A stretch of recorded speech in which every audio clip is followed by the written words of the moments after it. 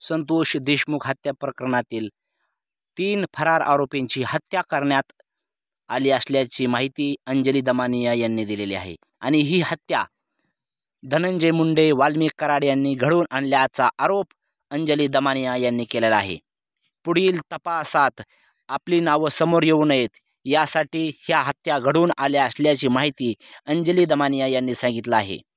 अंजली दमानिया या केजरीवाल यांच्या आम आदमी पक्षाशी काही काळ जोडल्या गेल्या। त्याच्यानंतर त्यांनी सामाजिक क्षेत्रात काम करायला चालू केलं आणि त्यांनी अनेक मंत्र्याची भ्रष्टाचाराची प्रकरणं बाहेर काढायला सुरुवात केली।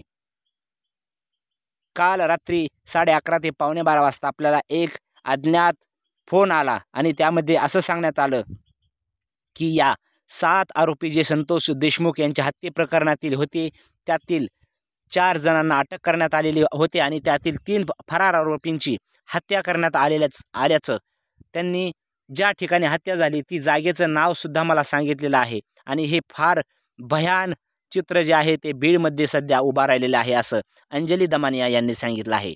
अंजली दमानिया या बीडमध्ये शनिवारी मूक मोर्चासाठी उपस्थित राहणार आहेत। अंजली दमानिया यांच्या आरोपात किती तथ्य आहे ते येत्या काही काळात समोर येईल, परंतु धनंजय मुंडे यांना पुढचा काही काळ हा संघर्षाचाच करावा लागेल हे तितकंच खरं। यातून नक्की धनंजय मुंडे हे सुखरूप बाहेर येतात की त्यांना आपले मंत्रिपद हे सोडावे लागणार हे काही दिवसात स्पष्ट होईल। असेच व्हिडिओ पाहण्यासाठी आपल्या चॅनलला लाईक, शेअर व सबस्क्राईब करायला विसरू नका। जय हिंद, जय महाराष्ट्र।